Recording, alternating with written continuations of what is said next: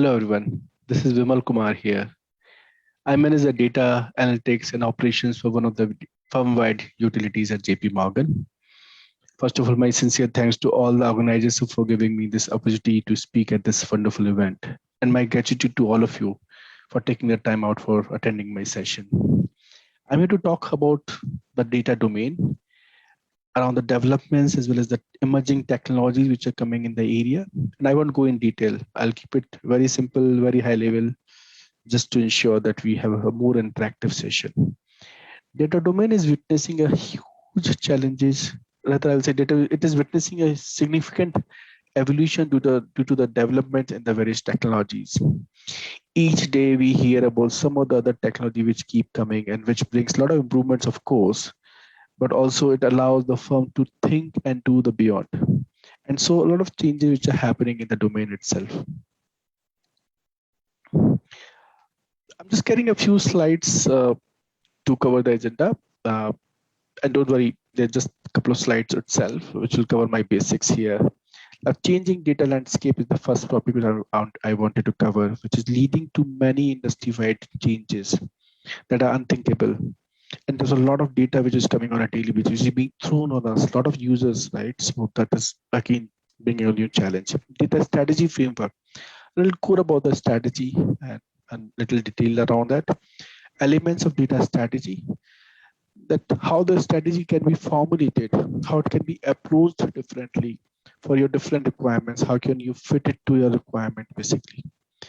And of course, the emerging technologies, the mind-blowing changes in the technologies, which is bringing a new revolution in the data domain, impacting the strategy and governance.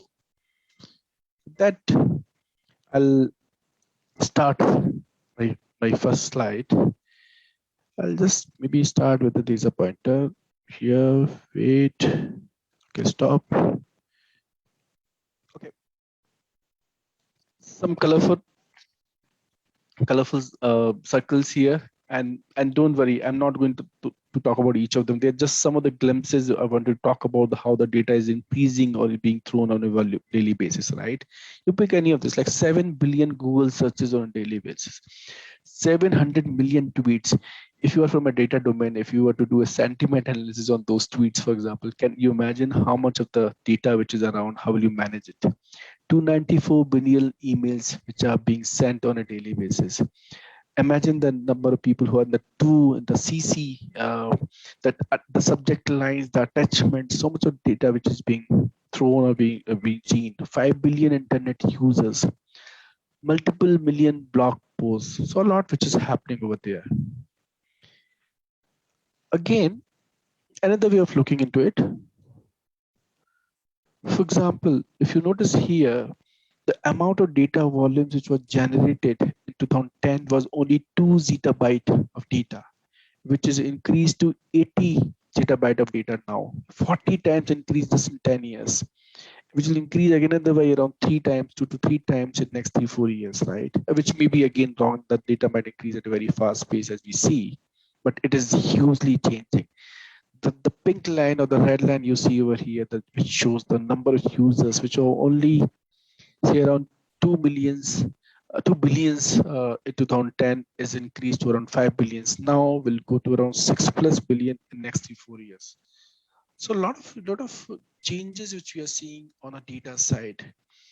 Unthinkable increase in data is creating big challenges, that how to handle it, how to come out with the logical outcomes. It is breaking all the conventional approaches or the tools which were used earlier, right?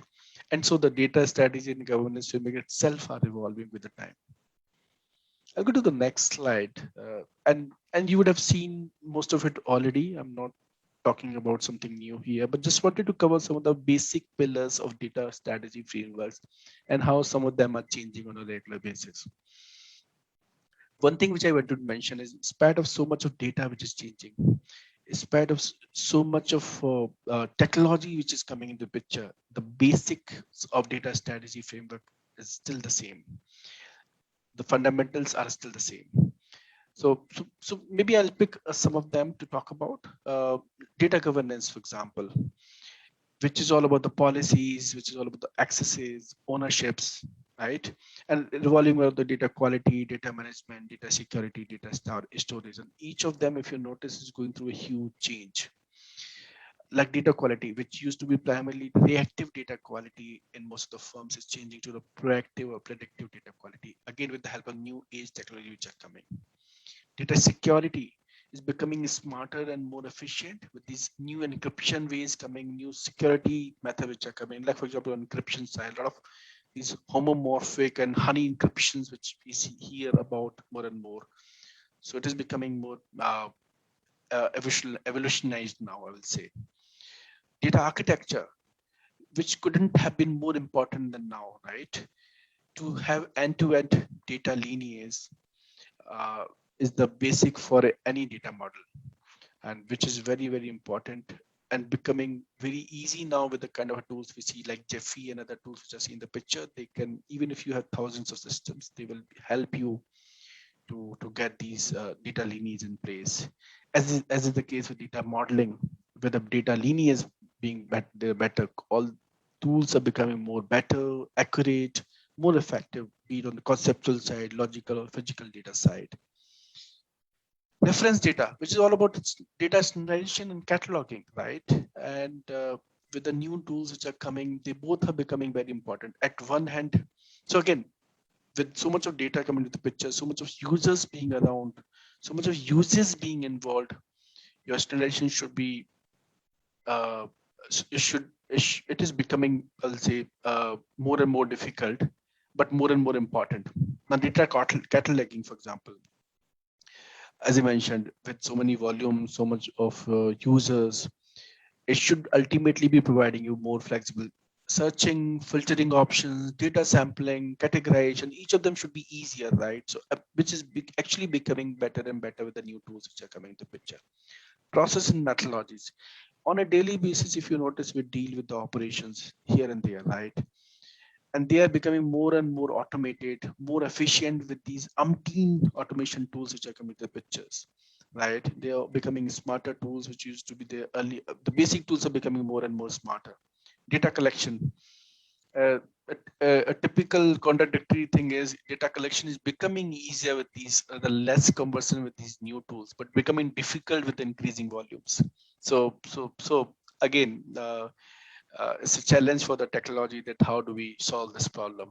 Coming to the people and the skill side, apparently the most important part of data strategy, which is mostly ignored, uh, an organization which is the right structure, right culture, which is top and bottom driven, and has the right kind of a talent, uh, will always be successful on the data strategy side. A culture which plays a big role in any firm, which is, and to make it successful, to make it more effective, unless driven from the top as I mentioned, without and with the right plans and the communication, it cannot go right. So it is very, very important to have the right kind of a culture. A strong data organization will have clearly defined rules, kind of ownerships, so that we all know and they will know that what to be done. But so the firms are making most of their employees trained or educated on these data skills. In fact, they are including these courses into the new age courses, which is more like a must-have attend courses for most of or all of the employees. So you notice that the importance of the data on a regular basis in the firms, which is being seen. Technology. We'll talk about more about in the coming slide, but of course, as I mentioned earlier, so much of changes which is happening in AI, ML, cloud computing, Hadoop. Each of these places you see a lot of changes, right? Which is bringing a plethora of differences or challenges in the firm. With that, I'll move to the next slide, which is about the elements of data strategy. So actually, I was reading a excellent article on Harvard Business Review, which talks about that CDO having a chief data officer and data management function is just the start of any of having a right kind of a data strategy. You still need a coherent data strategy to make it successful. So you need the focus which is needed from a C-suite level. Even CEO of the firm should be equally involved in the data strategy, not only the data department which is there at the sidelines. So again, the data strategy which can be developed uh, for can be developed based on the purpose. What is the purpose of the data?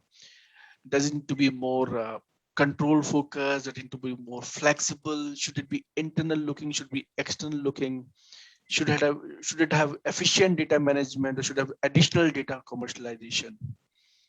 Should have should it have minimizing the downside risk, or should it have increased revenues or profitability? So if you notice, there are multiple ways you can devise the strategy, but actually none of them are mutually exclusive. Any firm will need an overlapping strategy of both these sides of the coin.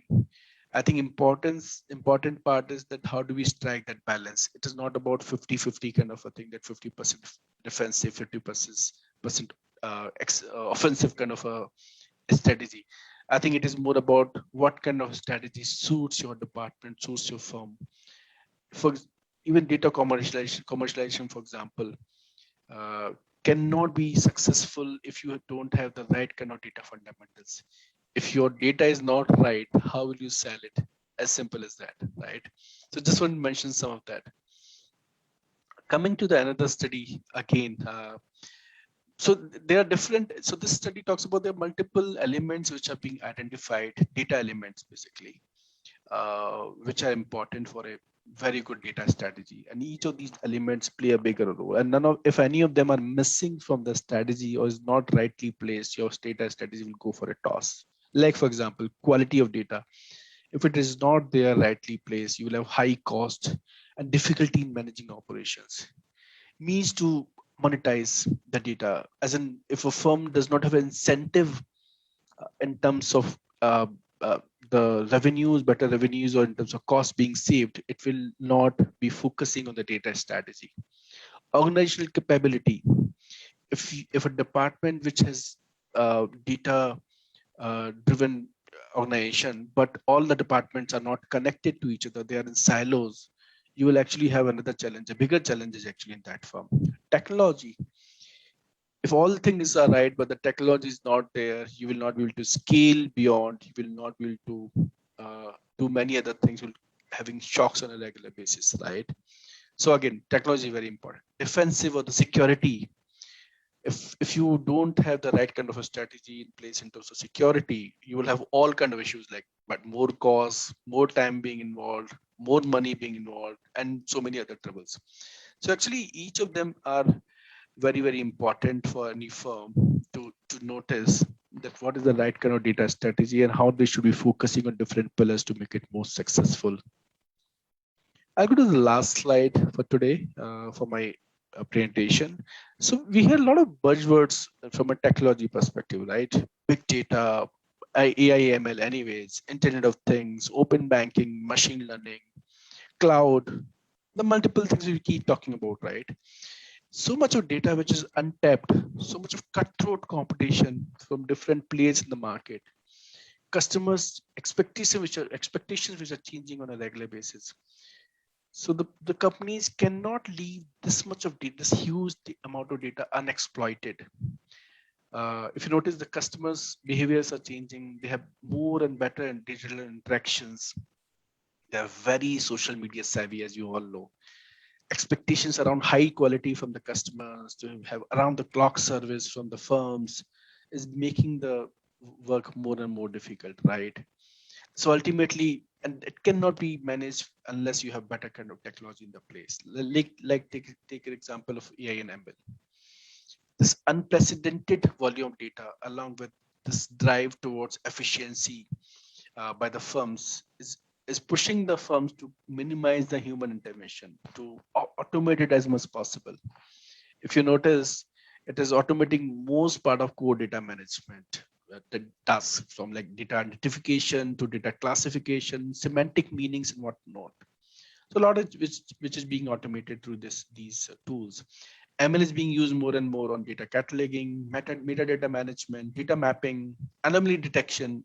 So all of this is changing with the new technologies coming in the picture. Everything is moving to SaaS, as in software as a service, platform as a service, infrastructure as a service, and everything as a service. Cloud, for example, this is there in the market now, where You have the same kind of a tools. You can actually have more flexibility, more scalability. There was a challenge around security for cloud earlier. Even the firms are still grappling, but they are finding the ways with better localization, access, and other things. So this is becoming more and more famous, right? RPA. So you have uh, used to have basic RPA tools, say a few years before, which are becoming very smarter nowadays, which is all about data which can be automated, which can automate the repeated processes by applying to large data repositories for tasks like data cleansing and normalization. So a lot of RPA is being used on the data side.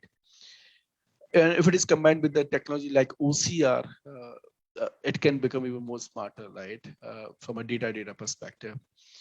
It can be used for data inputting, for migration of data, and dissimilar data sources, and data combinations. So a lot of that which is changing from because of RPA basically.